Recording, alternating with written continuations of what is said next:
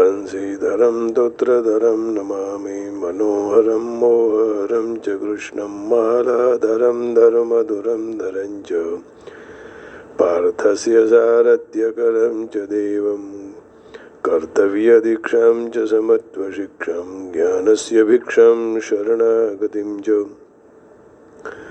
ददाति गीता करुणाद्रभूता कृष्णेन गीता जगतो हिताय। श्रीमद् भगवद गीता जी अध्याय 10 श्लोक 40वां। जय योगेश्वर। अब भगवान ने आगे के सब श्लोकों में अपनी दिव्य विभूतियां बताई, उनका कथन किया। अब उपसंहार कर रहे हैं और भगवान कह रहे हैं नान्तोऽस्ति मम दिव्यानां विभूतीनां परन्तप एष तुद्देशतः प्रोक्तो विभूतेर्विस्तरो मया। नान्तोऽस्ति मम दिव्यानां विभूतीनां परन्तप एष तुद्देशतः प्रोक्तो विभूतेर्विस्तरो मया। हे परन्तप अर्जुन, मम दिव्यानाम विभूतिनाम अंतः न अस्ति। मेरी दिव्य विभूतियों का अंत नहीं है। मया विभूते विस्तरः प्रोक्तः, मैंने तेरे सामने विभूतियों का जो विस्तार रखा, एषः तो उद्देश्यतः, वह तो केवल मात्र संक्षेप से, माने अत्यंत संक्षिप्त में, टूंकમાં જેને કહેવાય ને ગુજરાતીમાં, अत्यंत संक्षेप में, वेरी शॉर्ट मैंने रखा है। मम दिव्यानाम विभूतिनाम, दिव्य शब्द अलौकिक और विलक्षणता का द्योतक है। साधक का मन जहाँ चला जाए वहाँ भगवान का चिंतन करने से दिव्यता वहीं प्रकट हो जाती है, क्योंकि भगवान का जैसा दिव्य कोई है ही नहीं। देवताओं जो दिव्य कहे जाते हैं वे भी भगवान के नित्य दर्शन की इच्छा करते हैं। नित्यम दर्शन कांक्षिणा। 11 अध्याय के 52वें श्लोक में भगवान ये कह रहे हैं कि श्री भगवान उवाच, जब अर्जुन को भगवान ने विश्व रूप दिखाया, दिव्य दर्शन कराए, तब की बात है। सुदुर्दर्शमिदं रूपं दृष्टवानसि यन्मम देवा अप्यस्य रूपस्य नित्यं दर्शनकांक्षिणः। सुदुर्दर्शमिदं रूपं दृष्टवानसि यन्मम देवा अप्यस्य रूपस्य नित्यं दर्शनकांक्षिणः। यह मेरा चतुर्भुज जो रूप तूने देखा, ऐसे दर्शन बहुत दुर्लभ है। सुदुर्दर्शमिदं रूपम, और देवता भी इस रूप के लिए, दर्शन के लिए सदा आतुर रहते हैं। सुदुर्दर्शमिदं रूपं दृष्टवानसि यन्मम देवा अप्यस्य रूपस्य नित्यं दर्शनकांक्षिणः। अर्जुन ने पहले 10वें अध्याय में ये पूछा था भगवान को, 10वें अध्याय के 16वें श्लोक में क्या पूछा? वक्तुमर्हस्य शेषेण दिव्यायात्म विभूतयः याभिर्विभूतिभिर्लोका निमांस्त्वं व्याप्य तिष्ठति। इसलिए जो विभूति द्वारा आप सारे लोगों को व्याप्त हैं, उन दिव्य विभूतियों संपूर्ण से मुझे कहो, पूर्णतया मुझे बता दो। वक्तुम अर्हस्य शेषेण अशेषेण, वक्तुम अर्हसि अशेषेण दिव्याह्यात्म विभूतयः याभिर्विभूतिभिर्लोका निमांस्त्वं व्याप्य तिष्ठसि। और भगवान ने विभूतियों का वर्णन शुरू करते ही कहा अंतते कथयिष्यामि। आगे के श्लोक में भगवान ने कहा दिव्यायात्म विभूतयः प्राधान्यतः कुरु श्रेष्ठ नास्त्यन्तो विस्तरस्य मे। अहंतते कथयिष्यामि दिव्यायात्म विभूतयः प्राधान्यतः कुरु श्रेष्ठ नास्त्यन्तो विस्तरस्य मे। ये ठीक है, लेकिन मेरी दिव्य विभूतियों तेरे लिए मुख्य रूप से मैं संक्षेप में कहूँगा। I will in short matter क्योंकि हे कुरुश्रेष्ठ मेरी विभूतियों का अंत ही नहीं है। तो यहाँ भगवान उपसर्ग करते कहते हैं नान्तोस्ति मम दिव्यानाम विभूतीनां परन्तप एष तुद्देशतः प्रोक्तो विभूतेर्विस्तरो मया। तो इस तरह प्रार्थना में, उपक्रम में, उपसंहार में 3 जगह दिव्य पद्धति एकता आई है। वक्तुमर्हस्य शेषेण दिव्यायात्म विभूतयः। 3 जगह उपसंहार में, प्रार्थना में और उपक्रम में, दिव्या और दिव्यानाम 3 जगह। तो इसलिए देवता भी नित्य दर्शन करने के लिए लालायित रहते हैं। तत्व से सब दिव्य है, परंतु साधक के सामने विभूतियों की दिव्यता तभी प्रकट होती है जब उसका उद्देश्य केवल भगवत प्राप्ति का हो, और भगवत तत्व को जानने के लिए राग द्वेष से रहित होकर विभूतियों में केवल भगवान का ही चिंतन करता है। नान्तोस्ति, भगवान की दिव्य विभूतियों का अंत नहीं है, क्योंकि भगवान अनंत है। हरि अनंत हरि कथा अनंता, कहीं सुनहि बहुविधि सब संता। तो इसलिए भगवान ने अपने विभूतियों को उपक्रम में, उपसंहार में, दोनों जगह मेरी विभूतियों का विस्तार का अंत नहीं है। श्रीमद् भागवत में भगवान ने अपने विभूतियों का विषय में कहा है कि मेरे द्वारा परमाणुओं की संख्या को, काल को गिन सकते हैं, लेकिन परंतु करोड़ों ब्रह्मांडों को रचने वाली मेरी विभूतियों का अंत पार नहीं पा सकते हैं, पार नहीं जा सकते हो, है ना। बहुत बड़ी बात की भगवान ने श्रीमद् भागवत जी में। परमाणुओं की संख्या गिन सकते हो, लेकिन भगवान की विभूतियाँ नहीं गिन पाई। संख्यानां परमाणूनां कालेन क्रियते मया, न तथा मे विभूतीनां सृजतोण्डानि कोटिशाम्। तो भगवान अनंत असीम और अगाध हैं। संख्या की दृष्टि में भगवान अनंत है, अर्थात उनकी गणना परार्थ तक भी नहीं हो सकती। सीमा की दृष्टि से तो भगवान असीम है। सीमा 2 प्रकार की होती है, एक कालकृत और एक स्थलकृत। तो उसमें भी, कालकृत में भी भगवान तो तीनों काल से कालातीत हैं। स्थल माने एक स्थल में तो रहने वाले नहीं है। इस समय में उत्पन्न हुआ, यहाँ तक रहेगा, ये काल सीमा हो गई। यहाँ से लेकर वहाँ वो स्थल सीमा हो गई। लेकिन भगवान इस तरह सीमा में बंधे हुए नहीं है। तल की दृष्टि देखें तो भगवान अगाध है। अगाध शब्द में गाध नाम तल का है, जैसे जल में नीचे का तल होता है। अगाध का अर्थ हुआ जेनु तड़ियू ज नदी, है ना, इतना ऊंडा एम के भाई गुजराती में। अगाध, कितने भी सागर के नीचे जाओ, सागर को नाप नहीं सकते हैं। उसी तरह परमात्मा को भी नाप नहीं सकते। ये चतुर्देशतः प्रोक्ता 18 श्लोक में अर्जुन ने कहा कि आप अपनी दिव्य विभूतियों को विस्तार से कहो। तो उत्तर में भगवान ने कहा मेरी विभूतियों का विस्तार का अंत नहीं है।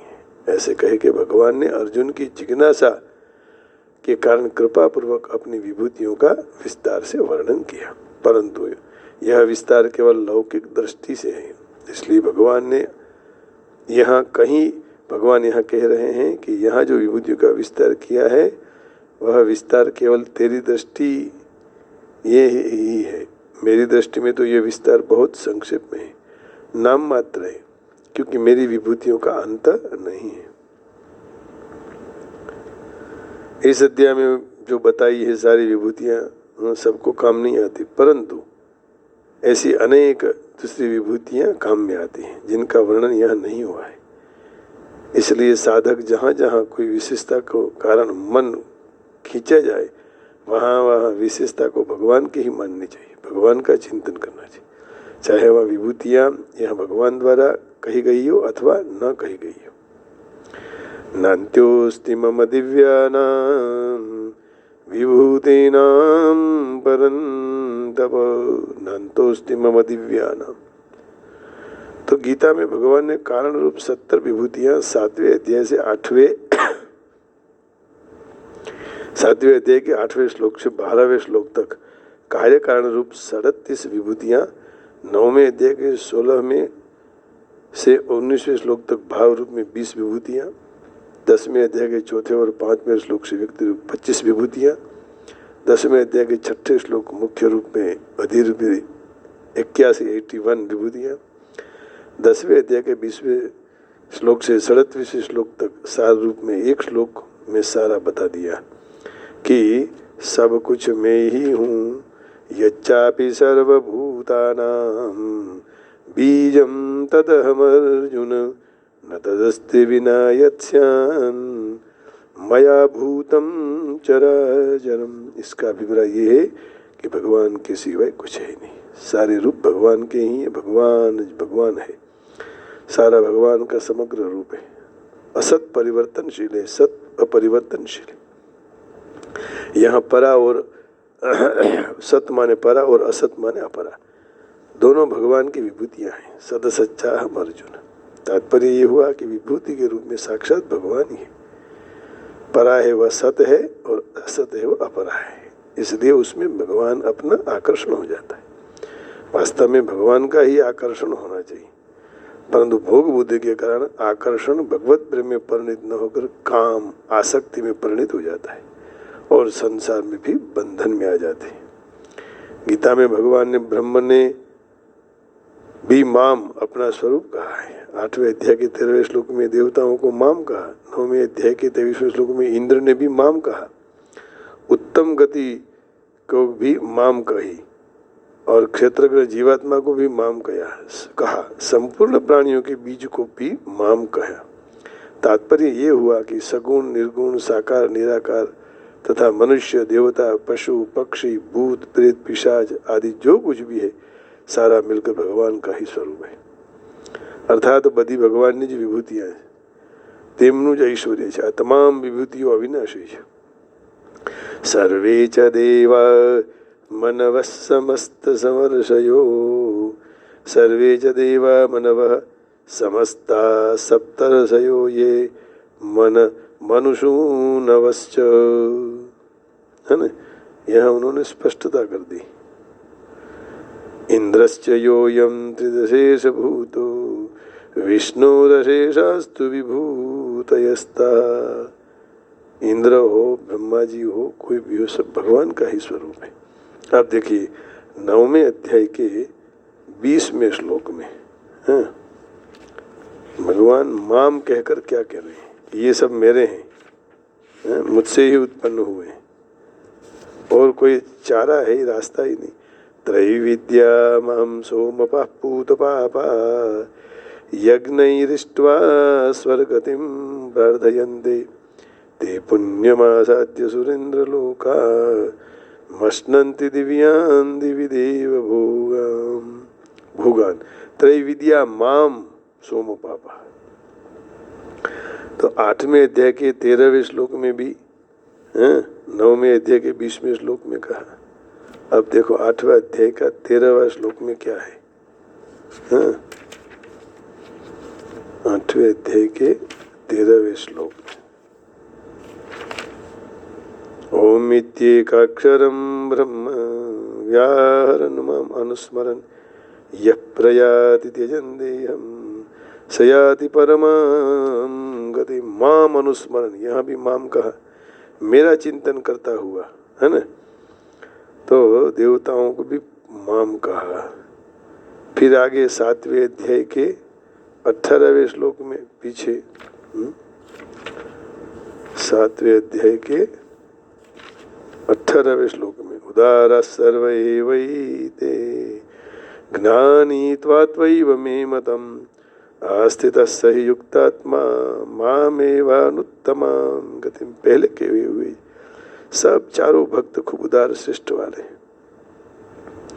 उदार श्रेष्ठ स्वभाव वाले, फिर भी सब में ज्ञानी प्रेमी तो मेरा ही स्वरूप है। माम, माम का यहाँ अर्थ बताया ना, सब मेरे ही है। अब देखिए 16वें अध्याय के 18वें श्लोक में, है ना, 16वें के 18वें श्लोक में,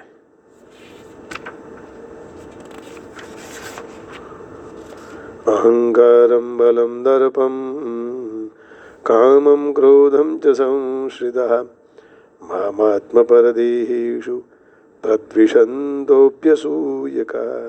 अहंकार, हठ, घमंड, कामना आदि, क्रोध आदि को आश्रय लेने वाले अपने और अपने शरीर में रहे हुए मुझ अंतर्यामी से द्वेष करते हैं तथा मेरे और दूसरों के गुणों में दोष दृष्टि रखते हैं।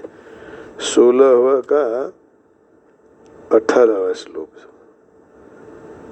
क्षेत्रज्ञ को भी जीवात्मा कहा है ना, क्षेत्रज्ञ। 16वां अध्याय 18वां श्लोक क्यों नहीं? बीज को भी माम कहा है ना, अहंकारम बलम दर्पम प्रद्विषन्तोऽप्यसूयका। तो इस प्रकार भगवान जहाँ जहाँ भी माम कहे हैं उसका अर्थ ये हुआ कि ये सब मुझसे हैं, मेरे आधारित हैं और उनके मेरे सिवाय उनका कोई नहीं है, और मेरे आश्रित हो गए तो फिर उसका कल्याण ही। अब ऐसा भगवान कृष्ण ही कह सकते हैं। इनको कई लोग क्रांति पुरुष कहते हैं, लेकिन क्रांति पुरुष नहीं, स्वयं परमात्मा है। बीजम माम सर्वभूतानां विद्धि पार्थ सनातनम बुद्धिर्बुद्धिमता तस्मि तेजस्तेजस्विनामहम्। हे पृथ्वानंदन, सब जीवों के अनादि बीज मुझे जानो, बुद्धिमानियों की बुद्धि, तेजस्वी का तेज भी मैं ही हूँ। तो यहाँ भगवान ने स्पष्ट कह दिया कि ये सब कुछ मैं ही हूँ, आप इधर उधर समय का मत बिगाड़ो, सब जगह मुझे ही देखो। समस्त देवता, मनु, सप्तर्षि, मनुपुत्र, देवताओं के अधिपति इंद्र, उनके सिवाय जो कुछ भी है समग्र भगवान विष्णु की विभूतियाँ हैं। सर्वे च देवा मनवः समस्ता सप्तर्षयो ये मनु सूनवश्च इंद्रश्च योऽयं त्रिदशेष भूतो विष्णु शेषास्तु विभू तयस्ता। यहाँ शंका हो गई कि जब संपूर्ण संस्कार भगवत स्वरूप है तो फिर विभूतियों का वर्णन का अभिप्राय क्यों?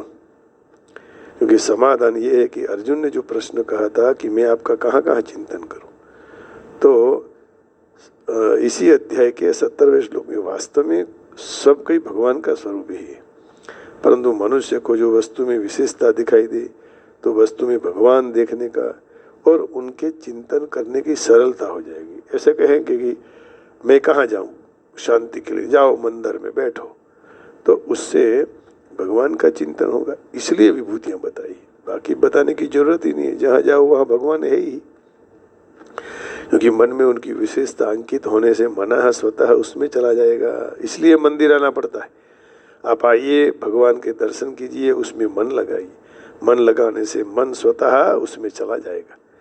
इसलिए भगवान ने उतनी विभूतियों का वर्णन किया है। मुख्य मुख्य विभूतियों का वर्णन करते हुए भगवान ने कहा, संपूर्ण प्राणियों को और समग्र सृष्टि के आदि मध्य अंत में ही हूँ। इसी अध्याय के 20वें और 32वें श्लोक में भगवान ने कहा है ना, 20वां और 32वां, पहले 20वां ले लेते हैं। देखिए भगवान कह रहे हैं, अहम आत्मा गुणाकेश सर्वभूत शयस्थितः अहमादिश्च मध्यम च भूतानाम अंतमेव च सर्गाणाम आदिरन्तश्च मध्यम चैव अहम् अर्जुन अध्यात्म विद्या विद्यानां वाद प्रवदतामहम्। तो संपूर्ण प्राणियों का बीज मैं हूँ, मेरे बिना और कोई भी चराचर प्राणी नहीं है। इस अध्याय के 39वें श्लोक में संपूर्ण जगत मुझ में एक अंश में स्थित है, और इसी अध्याय के 42वें श्लोक में भगवान सिवाय कुछ बाकी नहीं रहता है, कोई कुछ रहता ही नहीं है। सर्व जो कहीं भगवान है। वासुदेव सर्वमिति समात्मा सुदुर्लभा बहुनाम जन्मनाम अन्ते ज्ञानवान मम प्रपद्यते। तो गीता में विभूति का वर्णन गौण नहीं है, बल्कि भगवत प्राप्ति का मुख्य साधन है। जिनकी सिद्धि वासुदेव सर्वम उसमें हो जाती है। सर्व नहीं कहा, क्यों सर्व कहा? ताकि स्त्रीलिंग पुल्लिंग नपुंसकलिंग सब आ जाएंगे। क्योंकि संसार में अपने को जहाँ कुछ भी दिखाई देती है विशेषता, वह भगवान की विशेषता है। और इसको ऐसा सोचने से भगवान में ही आकर्षण होगा, कोई व्यक्ति में नहीं होगा, वस्तु में नहीं होगा। तो जड़ पदार्थों का आकर्षण और उनके प्रति प्रेम मनुष्य अपने आप बांध देता है। कारणम गुण संगोस्य सदसद्यो निजन्मसु। इसलिए विभूति वर्णन का तात्पर्य संसार की सत्ता, महत्ता, प्रियता को दूर करके वासुदेव सर्वमिति, यह गीता जी का जो मुख्य उद्देश्य है, सिद्धांत है, वो बताने का। संसार की सत्ता, महत्ता, संबंधज मनुष्य को बांधने वाले हैं। इसलिए संसार में जहाँ भी मनुष्य जितना आकर्षण होता है, भोग बुद्धि न होकर भगवत बुद्धि हो जाएगी। इसलिए भगवान की विभूतियों का वर्णन किया। अंतःकरण में संसार की सत्ता, महत्ता और संबंध रहने से भगवान की सत्ता और महत्ता से संबंध हो जाएगा। इसलिए संसार की सत्ता, महत्ता आदि से संबंध तोड़कर भोग बुद्धि से भगवत बुद्धि ओर जाने की जरूरत है। नरेश्व भीक्षणम मद्भावम पुंसो भावयतो चिरात् स्पर्धा सूया तिरस्कारा साहंकारा वियंती। अब यहाँ ये कह रहे हैं 11वें स्कंद में 29वें अध्याय में 15वें श्लोक में, जहाँ भक्तों के सब स्त्री पुरुष में निरंतर भाव हो जाता है, अर्थात सब में मुझे देखता है, वहाँ तुरंत ही चित्त में ईर्ष्या, दोष दृष्टि, तिरस्कार, दोष अहंकार सहित सर्वथा दूर हो जाता है। इसका प्रमाण है श्रीमद् भागवत जी में, जब भगवान देव की माँ के गर्भ में थे और वहाँ से ही उस तेज का दर्शन हुआ कंस को, तो कंस की बुद्धि भी वहाँ शांत हो गई। ईर्ष्या, दोष दृष्टि, तिरस्कार सब दूर हो गया, है ना, और चला गया वो।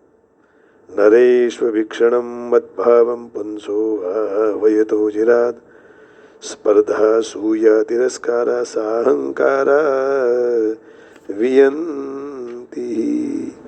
तो इस प्रकार यहाँ ये आज का श्लोक पूर्ण करके थोड़ा और अर्थ भगवत स्वरूप भक्ति वेदांत प्रभुपाद जी का भाव लेंगे। श्लोक था 40वां। वैदिक साहित्य में कहा है कि जैसे परमेश्वर की शक्तियाँ, विभूतियाँ अनेक तरह से जान सकते हैं, उसका कोई पार नहीं। तारो महिमानो आवे नहीं पार, ऐसा भजन भी है। तेथी समस्त विभूतियाँ और शक्तियों का वर्णन करने का यह शक्यता नहीं है। अर्जुन की जिज्ञासा शांत करने के लिए केवल मात्र थोड़े उदाहरण यहाँ दे दिए गए हैं।